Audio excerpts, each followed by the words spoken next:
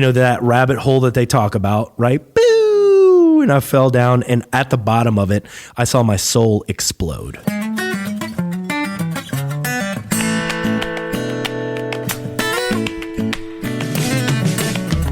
Welcome to another episode of Chewing the Fat. I am your host, Big Rob. Thank you so much for tuning in, downloading, following the podcast. I certainly do appreciate that.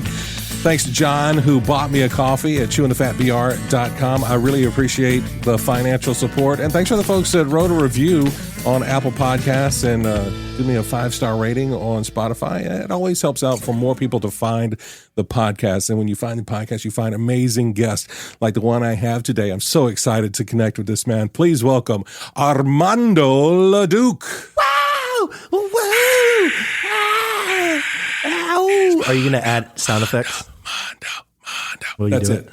That's it. That was the sound effects. I appreciate it. No, thanks. Thanks for having me, man. Dude, I'm honored that you asked me to be here. No, dude, it's my pleasure to have you here.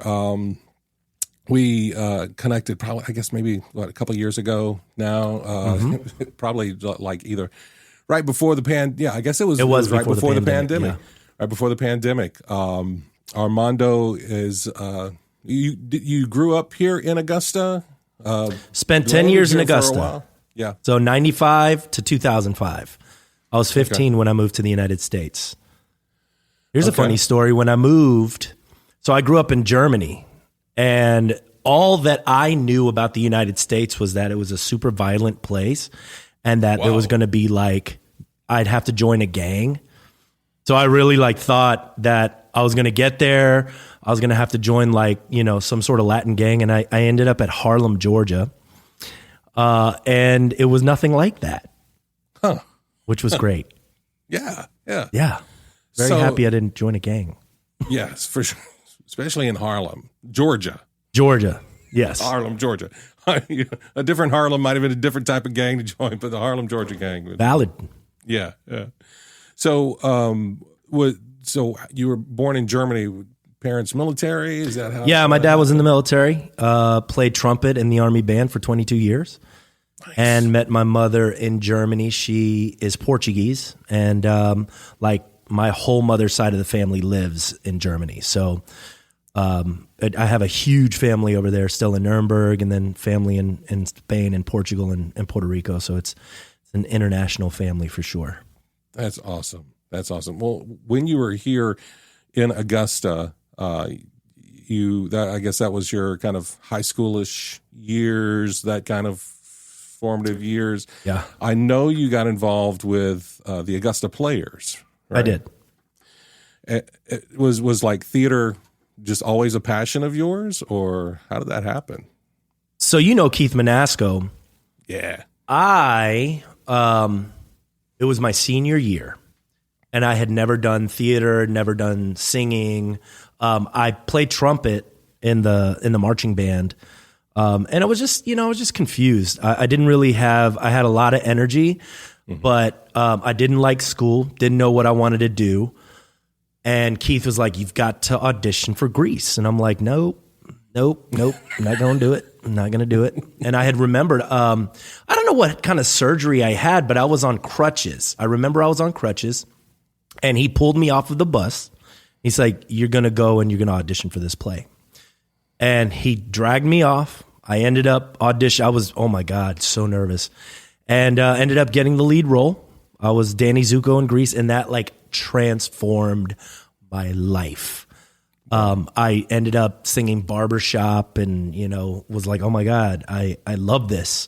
Went to Augusta State for, opera, vocal performance. Didn't finish. But I'm using I'm using the training. I've got a band, so I'm singing, every weekend, covers and weddings and corporate events. So, and I'm not involved in theater, now just because of time commitment, but I love it. I still love it. I was going to be Gomez in the Addams Family with the JPAS last year, but then Hurricane Ida hit, and that just threw a wrench in the whole thing. So yeah, good times. But I mean, you're still using those skills that you honed on stage as an actor, correct? 100%. So yeah, so I moved to New Orleans to pursue an acting career in television and film, mainly. That's why I wanted to. That's what I wanted to do, and I was like, I'm just gonna do a little stepping stone from New Orleans and then jump into LA, because that's what they were saying back in 2005. There was a bunch of tax credits going on, and they were filming buku projects. And I was like, oh, well, that's where I need to go. And I ended up here, ended up loving it, got caught up in the culture, and, and just ended up staying here for the rest of the time. Now my wife is from here. My daughter was born here. My entire family. So my mother, my father, my sister, my niece, they all moved to New Orleans because of me. So, and my dad, he's playing in Latin bands, and he plays in dat band. And, my mother, she works, in my business. My sister, she works in my business. So it's been a family affair. New Orleans has been really good to me. So that's, it's kind of wild, but when it's not as wild when you think about how I grew up and that we moved every 3 years. It's, for people that have stayed in one place their whole life, they're like, oh my God, your whole family moved with you? And be like, yeah, it's not really a big deal. They they're actually itching to move now. So. Wow. Yeah. So in your time there, and that's kind of how, like I said, I'd seen, obviously, doing stuff with the Augusta Players here myself. I had heard your name around, and of course, knowing Keith Manasco, and he talked about Armando and all this other stuff. And I'd seen some of your performances. I think I saw you a video of your performance in The Producers. Oh, that's somewhere. Yeah. I posted that. It was a fun. Oh man, that was such a fun show, playing Franz Liebkind. Yeah, which it got my German roots up. So not the Nazi stuff, just my German roots. Yeah. But I had and Keith was like, you should reach out to Mondo, because I was trying to pursue an acting career, trying to do more with acting, and he was like, Mondo's in it. He's doing it. He can at least point you in the right direction. And so we kind of did some coaching for a while and developed a friendship. And I appreciate the lessons that you were able to teach me that definitely helped me get, further on than I had been at that point. And is that what your business is now? Is that, I know you've evolved. You've got so much stuff going on. You are a Renaissance man as far as like. It's insane. So I just finished a book. It's called Content into Cash. And so 2 years ago, I was struggling. It's 2019, not struggling so much as trying to figure things out, right? Like I didn't know, my acting career, if I really wanted to like jump off and push it, I was going to have to move to New York or LA. And my wife just, we weren't going to do it at the time. There was just a lot of things going on. Plus dat band was happening. And I was just in this like really weird area, because I was teaching acting, which was, fulfilling, and writing scripts and, being creative. But financially, I just wasn't pulling in what I wanted to in order to like pursue, my creative endeavors the way I wanted to. Right. Because it was always something like, got to go make money. Right. 2 years ago, a friend of mine from high school called me, Lewis Scott, who started a business during COVID called 8-Figure Firm, and he was teaching other attorneys how to scale their businesses, right? And one of his clients that I ended up recording some of her content for, she was at $700,000 a year, right, in revenue, and steady there every year. She started working with Lewis and me, and within 6 months, pulled her business to $2.4 million in 6 months. Whoa. Yeah, and I was like. And I'm seeing it happen, right? Month after month after month. Lewis, who started 8-Figure Firm in September of 2019, I saw him go from zero to $103,000 a month in revenue. And like he's surpassed that at this point, and it's just like climbing and climbing and climbing. And he's like, Armando, you have a 7-figure business on your hands. You just don't know how to get there.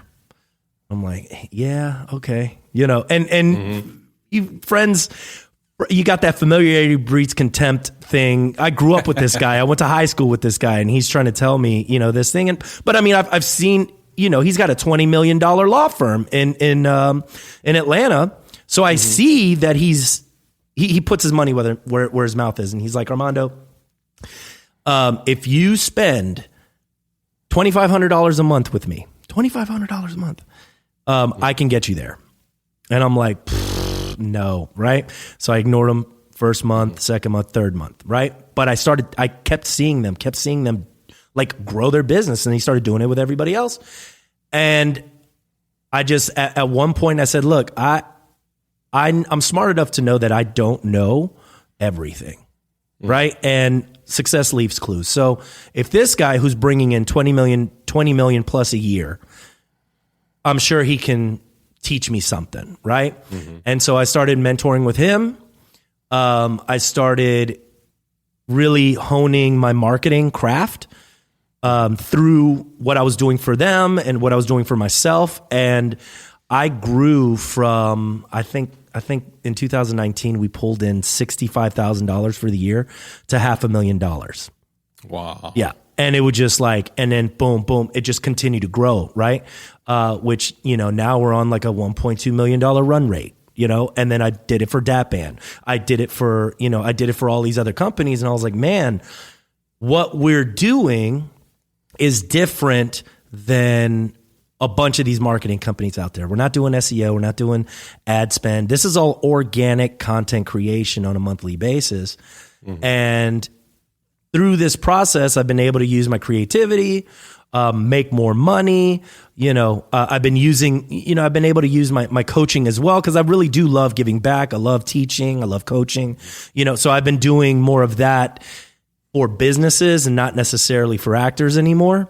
So that chapter has sort of, closed. I still have some online courses if people want, to get my knowledge on acting in particular, but for now, it's just, I'm trying to really ramp up this content into cash marketing system that I've created. And just really transforming businesses and lives. And I'm also working on a project called Life on Bourbon, which is a comedy set here in New Orleans on Bourbon Street that follows a cover band that works at one of these bars. And it's a story I feel like that needs to be told from how crazy in a circus that Bourbon Street is. Yeah. And the full circle of how the evolution is of how people get caught up in the Peter Pan syndrome of that world, right? You got 30, 40, 50-year-olds still drinking every weekend, and they don't want to grow up. You know what I mean? That's a lot of New Orleans, it's party central. It's, we're going to have a party. There's always something going on. There's a festival, there's Bourbon Street, there's Frenchman Street, there's music, it's movement, it's, so telling that story I think is super important. I know NCIS New Orleans told a really good New Orleans story, and people from here were super happy about it. But I don't think that there's a comedy set here that really tells that story that's set on Bourbon Street that hits, some of the conflict of drug abuse, of mental health, of work, of overworking and money and prostitution, and telling real life stories through the lens of comedy. But there's going to be realness there. You know what I mean? I've seen some crap. It's definitely comedic, but it's definitely heavy. So that's the kind of show. I don't want to say dark comedy, but I'm theatrical, right? So I want it to be, over the top, and they might break out in a song like, Scrubs, right. But then there is going to be moments in there where it's dark, and heavy. So I'm really looking forward to putting that forward. That's awesome. Have you started shooting anything with that yet, or is it still in development stage? Or it's written, and I've had this. I had this idea, and I put it around because I think it's a really good talk trigger. I was thinking about shooting it and putting the show on OnlyFans, right? Not because it's a porn, not because there's not because of that, but because you can subscribe to watch it, so it can make money, but no other business is doing that, right? So if somebody's listening right now, it might be, I think it'd be a really cool talk trigger at first to like really talk about, hey, there's a show on OnlyFans that's a comedy. Like, what is that? So I think that could add some sort of social currency to the idea and make money in the in the process. Yeah, no, that's awesome. I'd love to hear how that comes along once that process goes in. Once you go into production with that, sure. And you mentioned Dat Band several times. That's your band, right? It is. So me and my partner, Chad Clements, who's a drummer, we started it in 2014. And we've grown this juggernaut of a wedding and events band here in New Orleans. And it is so funny that the techniques that I learned from Lewis, doesn't matter what business you're in. Right? It doesn't matter. Like, we took those same elements and the same marketing method that we've been doing for everybody, and we put it towards the band, and like grew that band from like, it was $200K a year to $830,000. And we're expanding into Georgia, we're expanding into Florida, Texas, like, and it's the same system, right? It's just like pop, pop, pop. It's just plug and play, So, it's funny because a lot of the bands that have been here for like years and years and years, like are not, they're still getting business. Obviously. I mean, there's, it's abundant, you know what I mean? But like, we've definitely stamped, our footprint here in the New Orleans area, which is really, really fun and cool. I assume that those, some of those situations help to dictate some of the stories that you would tell in Life on Bourbon as well, right? Man, dude. So before the pandemic, we were working at a club called The Beach, and we were the house band there, 5 nights a week. And then we would work weekends, and it was, dude, talk about marathon, like singing, and like we were doing 7-8 sets a night sometimes. Just singing and singing and singing. Don't stop believing. Don't stop believing. Don't stop believing. I don't know how many times I've sang "Don't Stop Believing" in Boogie Shoes in my life. Oh my God. But I feel like "Don't Stop Believing" is the white people back that ass up. Yeah. Like you hear back that ass up, people are going to the dance floor. You hear don't, people are going to the dance floor. It's funny. Yeah. That's awesome. Yeah. So in your career you got so much stuff going on in your career in acting, because you're still active as an actor yourself. Yeah. Too. I think I last saw you on, was it a Disney Plus? Yeah. Ultraviolet and Black Scorpion. How were you watching it? Did you know that I was in it, or you were just happened upon it? I just happened upon it. It's a good show. Well, so like, I think you had posted about doing the voiceover for the promo, right? Because I do voiceover and stuff. Well, so I was like, oh, okay. Oh, there's the show. It happened to pop up one day, and I was like, look, there he is, right there, ring announcer. Because I was like, let me give some context to what this promo is, and because I was like, is he just doing the voice for the whole series or whatever? So as I was skimming through, and there you were in that gold jacket. Oh man, it was so cool, man. It was so cool sitting in the ring, and they just let me go. So here's the story behind that. Last year, business was going great, and I told my agent, I was like, look, just take me off the roster for the time being, because I just don't have time to audition, and I don't want to piss anybody off by continuing to decline gigs. And they were like, all right, no worries. this role comes along, and Liz Coulon, who's a casting director here in town, contacted my wife and is like, look, I know Armando's on some sort of sabbatical, but this is him all the way. Like, please call him, send him this, So they brought me in, they send me the script, and I was like, man, this is super easy. Like, this is me all the way, right? I auditioned, got it, and they were like, this is the shoot dates. And it was the same date that I was shooting a client of mine that was like paying me like close to $10,000. And I was like, for that shoot. And I said, guys, I can't do it. And they're like, what do you mean you can't? I was like, well, look, I'll tell you what, if you can get them to pay me the same rate, 10 grand, which they were only going to pay me the weekly, right? Yeah. They're like, who's this guy? Yeah, no, there's no way, right? And I was like, sorry, take it or leave it sort of deal, right? And my agents were like, all right, we'll put it out there.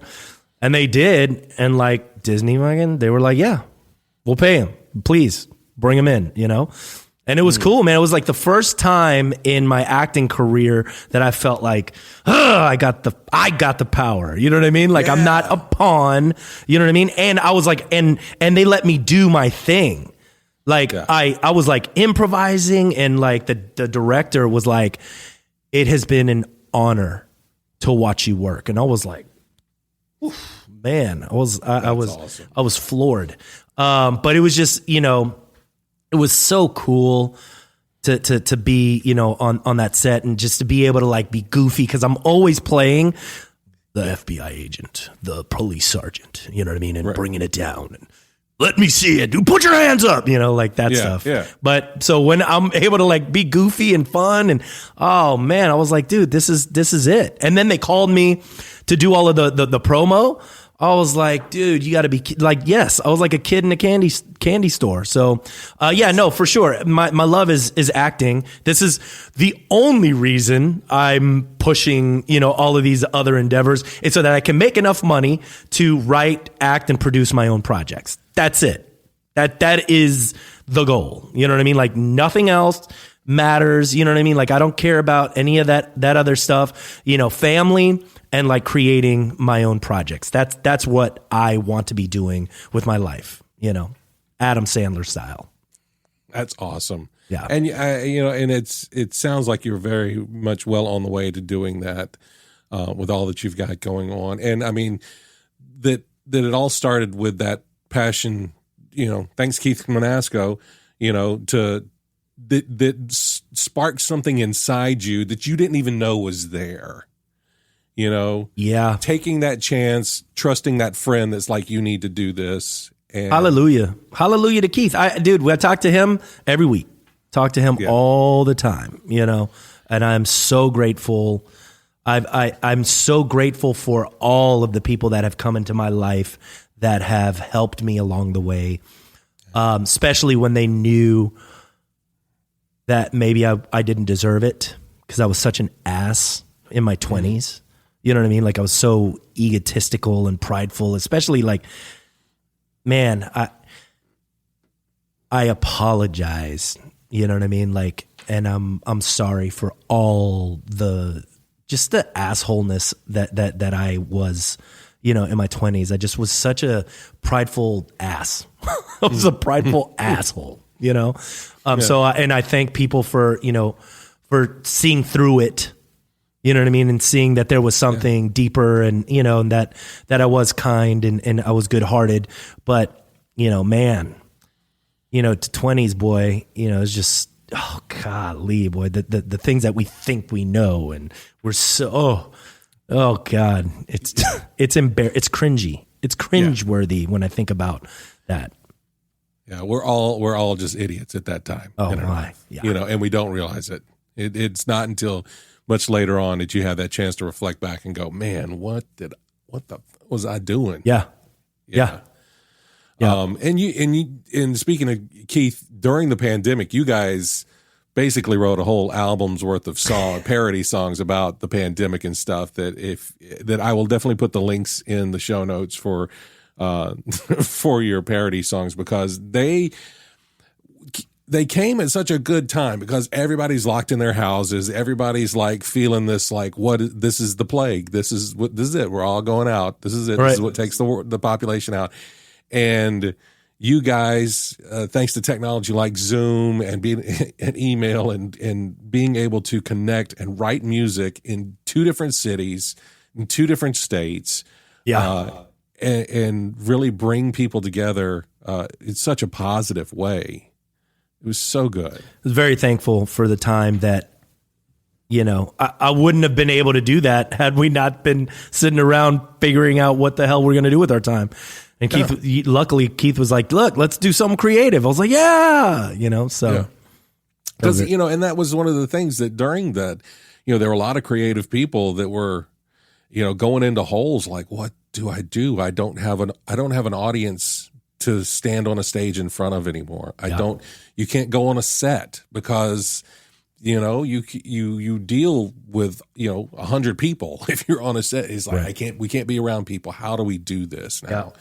And I think it's allowed a different gear of creativity has been invented because of that. And I think you are very much, beneficiary and a leader in that creation of that gear of creativity in the pandemic. Oh, thank you very much. Yeah, we had a good time. Yeah. And like you said, you've turned it into, a job, being able to help people be creative, be content creators, know?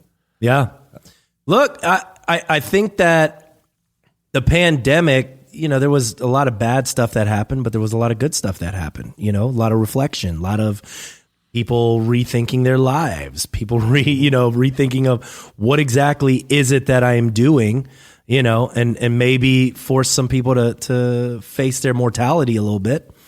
And that's a good thing. That is a great thing for people to have that wake up call.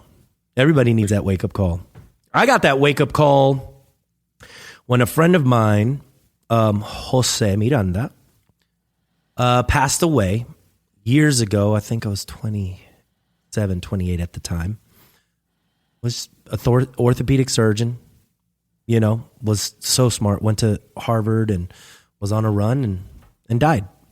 Mm. And like that incident turned something on inside me that had never been, besides me getting married and having my daughter, that like really sparked something inside me that goes, hey man, you don't have time. Like you don't have time.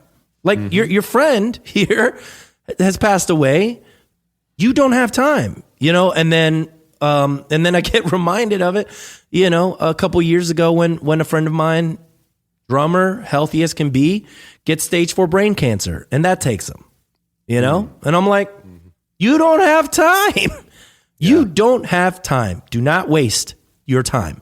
Do not waste your time doing things that you don't want to be doing. Do not waste time spending time with your family and enjoying these moments and really being cognizant of how I'm spending my time, what I'm doing, what is my impact on this world? How am I giving back? How do I want to be remembered? How, you know what I mean? Like that, all of that stuff just is super right here in front of my brain every single day. Like I'm just like looking at the clock, seeing, the hourglass just pouring. And I'm like, oh, I need to do this before I die. You know what I mean? It's just like that. That's my fuel.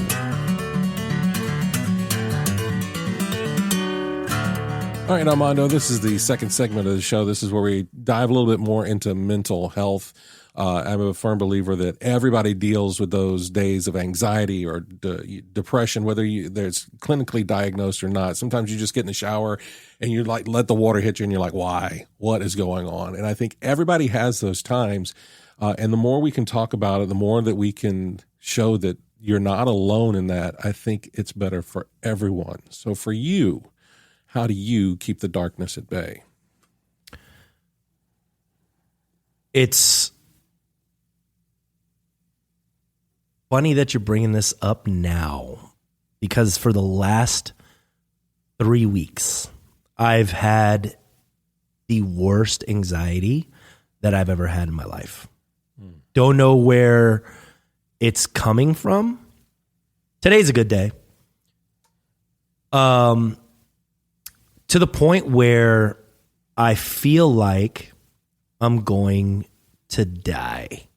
You know what I mean? Like that I'm going to die. I don't know.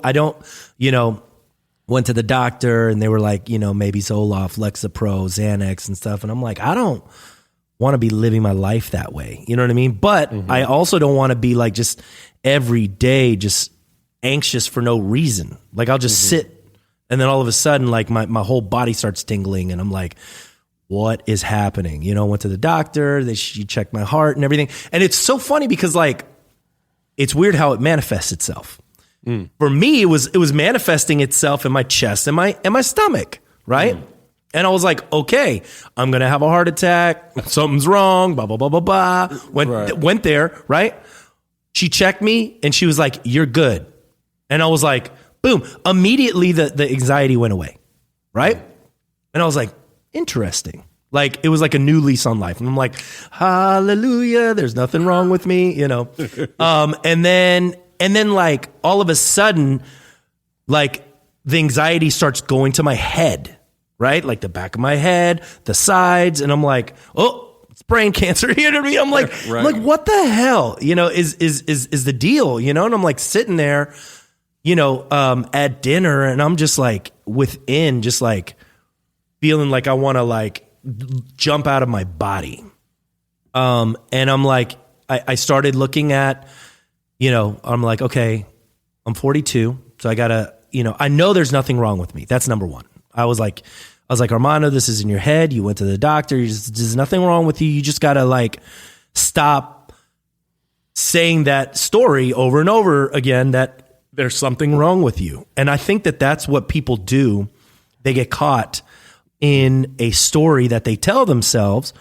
And then that becomes a narrative. And I'm like, dude, you cannot just continue to sit here and think that there's something wrong with you and that you're going to die and blah, blah, blah. Like you've got to get it under control, right? And then what are some things that I can be doing that are healthy, that are going to make me feel better? And so, sleeping, making sure that I'm sleeping enough, right? That's number one. I was not writing. In the last 3 weeks, I hadn't written. Like I do a stream of consciousness, and today I wrote. Right, I spent I did 3 pages of just like writing it out, and just like Armando, there's nothing wrong with you.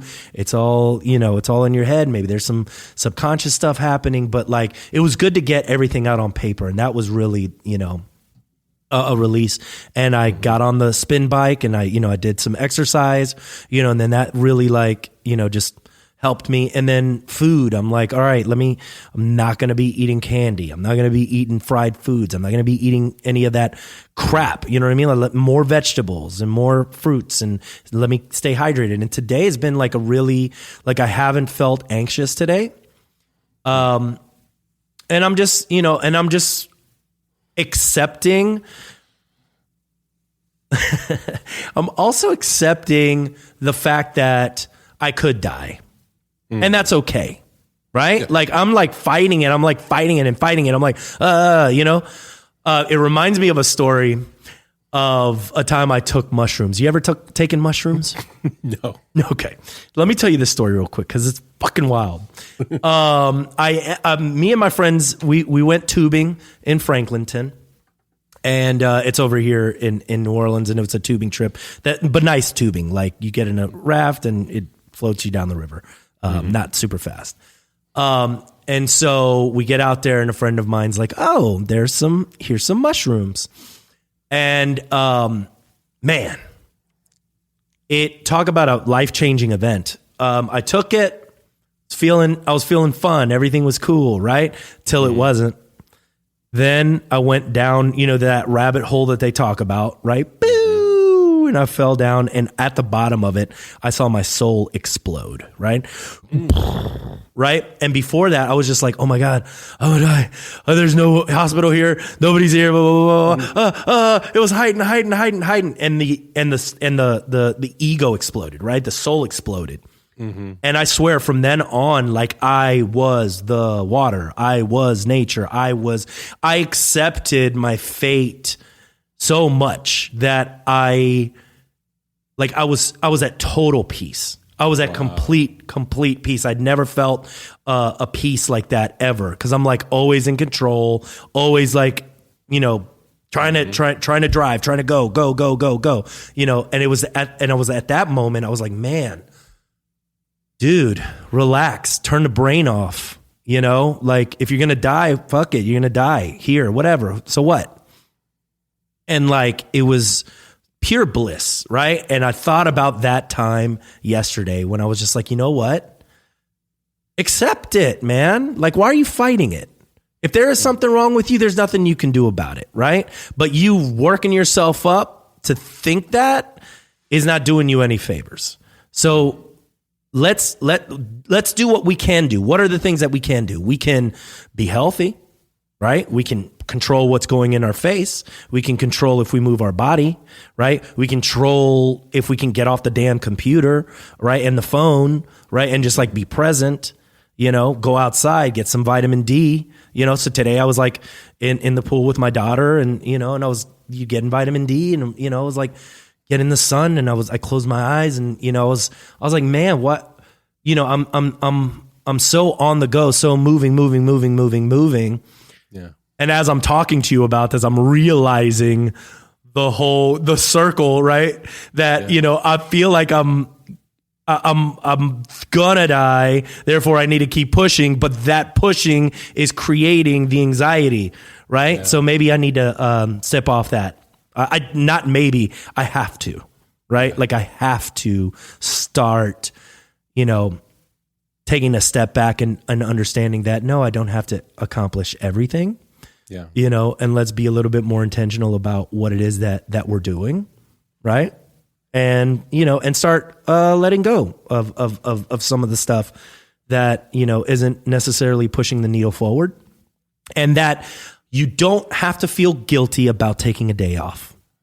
That's my big thing, is that I would be sitting there and I'm like, this is time you could be spending writing. This is time you could be spending creating, instead just, dude, just chill, so those are the demons that I'm fighting on a daily basis, is that balance of, turn off, relax. You do have time. You're not going to die.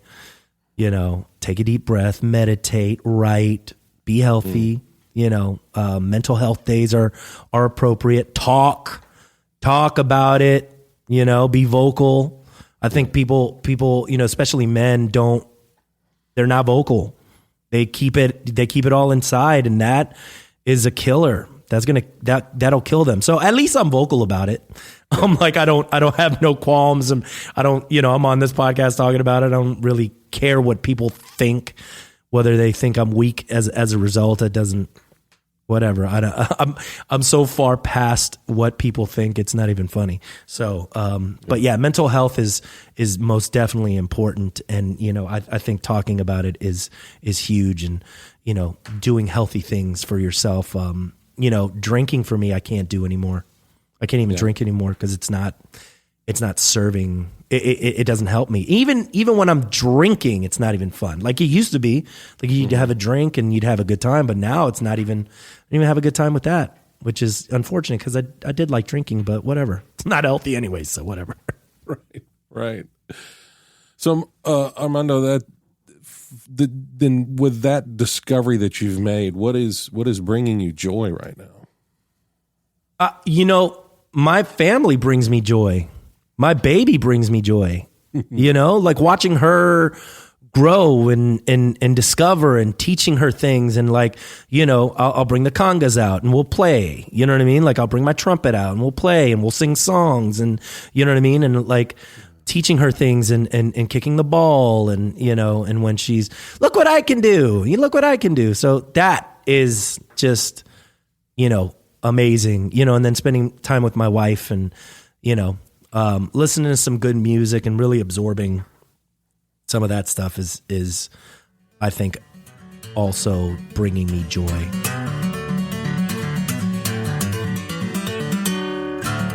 All right, Armando, this is the third segment of the show. It's time now for the Fast Five. The Fast Five. It's time now for the Fast Five. Fast Five. Love it. Sorry, I'm still working on the theme song there. Got my music guy working on some stuff. Maybe I get you to do a little trumpets part. Sure. Let's do it. That'd be great. Fast Five is powered by Poddex. It's an app created by my friend Travis Brown. It's great for podcasters. So you always have like interview questions, icebreakers. The app is available on any of your app stores, but also there are physical decks too that are great to just kind of keep a few cards on you. So if you ever have to, just need to break the ice or ask some questions to some folks next time you're in line at Publix or something, there you go. Just start a conversation with Poddex. As a matter of fact, if you go to chewinthefatbr.com/Poddex, use the promo code CHEW, you get 10% off your physical decks.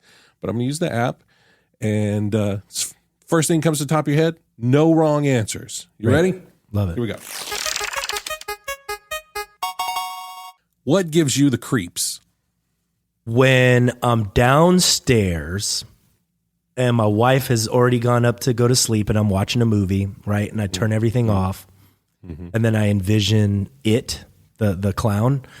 And I'm like, the clown's in my house. The clown's in my house. And I'm like, I'll just look over.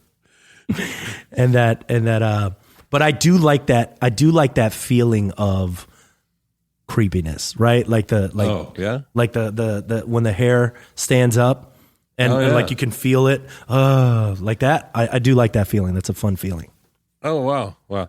See, I was one of those kids that like when I was young, you turn the light off in your bedroom and you try to run and get in the bed before the light goes completely dim, Yeah. That was me. I was like, oh, this is going to get me. And you like go flying off to run. Yeah, that's awesome.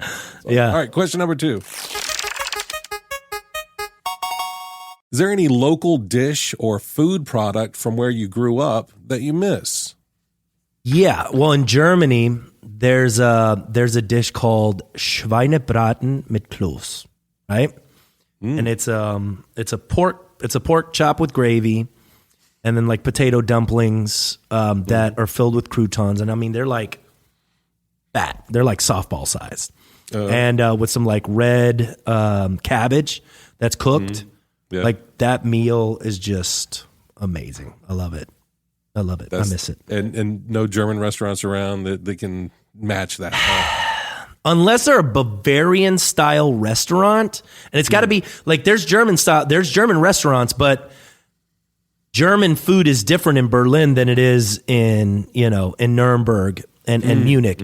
And in my opinion, southern German food, just like southern American food, is much better than northern food, in my opinion. That's awesome. All right, question number 3. Which do you think is prettier, a sunrise or a sunset? I love a sunrise. Yeah. I like waking up before everybody else does.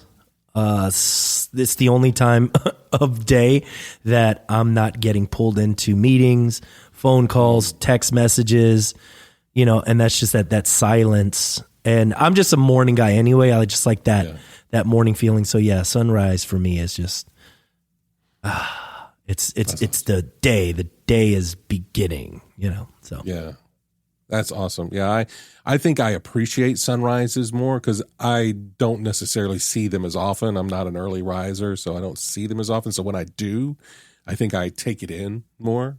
But I do love a good sunset, like especially if on a beach, like raining in the day and there's all those clouds and you get all that fluffy, cool stuff going on. Oh yeah, for sure. Definitely appreciate a good sunrise when I do get a chance to see it. All right, question number 4. Is cereal soup? Why or why not? No, 100% not. Soup's hot. I know there's cold soup. There's cold soup, but soup for me has got to be salty and it's got to be hot. Gotcha. Yeah. How about you? You think? Oh, I mean, it's, there's like, I've been on a cruise where they've had like a strawberry bisque, which in theory that's, a fruit and it's cold and it's, a soup. But yeah, I think cereal is cereal. It's its own thing. Cereal. Throw the milk in there. Who's calling it soup? Who does this? It's just who's calling? Question. All right, I just want to know who these people are. It's like the same people that that put pineapple on pizza. Well, I was going to say that hot dog is a sandwich. See, it's not a sandwich. Definitely not a sandwich. But I could see somebody making that point, maybe. Because like it's meat inside bread, so it's a sandwich, right? That's true. My thing is, I think a hot dog is not a sandwich. I think a hot dog is a taco because the bread's connected. Yeah. So it's stuff inside of a wheat or corn based shell. So a hot dog's a taco, in my opinion. Yeah. All right. I can take that. 100%. I love it. All right. And question number 5. All right. Here's a good one for you. If someone made a movie about your life, who would play you? I would put it in 2 parts. Who would you want to play you? And then who do you think would actually get the gig? That guy that was on Dexter. Did you watch Dexter? Yeah. The Batista. So I think that he would. I think that he would have to play it. Lin-Manuel Miranda, I think, could do a good job. Nice. I think that he. I think that he could do a good job for sure. Yeah. I could see that. I could definitely see that. Yeah. Right. He could shave his head. Yeah. I mean, he's not as tall. I don't know. I don't know if he's got a good shaped head. You got a good shaped head. I don't know if he's got a good shaped head. So, I appreciate it. Well, I did have hair at one point. Yeah. But you luckily still have a good shaped head. It looks good bald. So. I appreciate that. I appreciate it. I got a question for you. If there was a biopic, right? Who would you like want to be and tell their story? Oh, wow. I mean, if it could be anybody, because I mean, I don't fit a whole lot of particular role molds, but I mean, I think I would love to do like a Robin Williams biopic. I think you could do Chris Farley. Yeah, well, see, that's if you're talking about roles you look for. Yeah, I get Chris Farley a lot, but I'm saying like I feel like you could, that guy. There was a guy that like redid a Robin Williams like scene. He got blasted for it, but it was so good. It was like him when it was like Mork and Mindy or whatever. Did you see it? It was like in a trailer or something like that. Yeah. Before he went out for Mork and Mindy. Yeah. Oh man, so good. Like I was like, dude, I don't know why he got so much flack for it, but I thought it was great. I feel like something like, dude, they should totally do a Chris Farley remake, or not a remake, but like his biopic, the story. Yep. Nobody really talks about like how many comedians really get movies made after them. They Man on the Moon, Andy, what was his last name? Kaufman, yeah. Kaufman. So they did Andy Kaufman, but I don't really know of any other comedians whose story has been told. Has there? Not a whole lot. Not a whole lot that I can think of. Yeah. I think it'd be cool, man. Look into it. A friend of mine, he looks like Oscar De La Hoya. I'm like, dude, and he's an actor. I'm like, dude, you should do that. There you go. I would love to play Pavarotti. Oh yeah. If they ever did a biopic, they wouldn't have to dub you like they did in the what was it, Elvis, the latest Baz Luhrmann. That guy looked straight up just like that dude, just like Elvis. Yeah. No. Austin Butler. Yeah. He did a good job. Real good job. All right, Armando, that's it. That's our Fast Five, and that's the show. Thank you so much for being here, man. Oh, man. Thank you. Thank you for having me. That was fantastic. If folks want to keep up with you, what's the best way they can find you? They can find me on the gram at Armando Leduc. Armando, if that's, because some people spell it with an O, but it's Armando.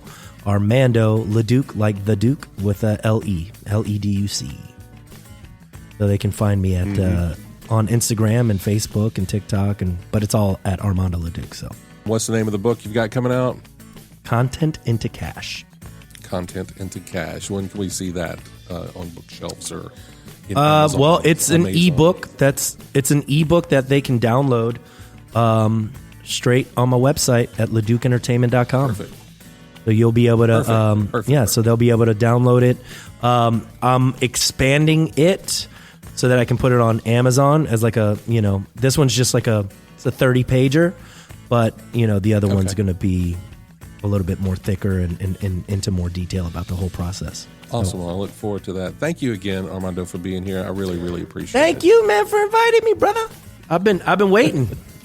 And so we're going to do this again, except you're going to be in the other seat for my show. That's right. Spaghetti on the Wall. Because let's not forget to mention your podcast as well, Spaghetti on the Wall. You've got an amazing Spaghetti on the podcast. Wall. Thanks. So, it's definitely put the link in for that in the show notes as well. I appreciate it. Yeah, so we'll, I'm going to get you on the show. That way you can do the, you'll be in the hot seat. Sounds good, man. Thank you again. All right, Rob. We'll talk soon, brother. All right. And if you would like to support this podcast, I'd appreciate it if you bought me a coffee at chewingthefatbr.com. But until next time, I look forward to when we have a chance to sit a spell and chew the fat.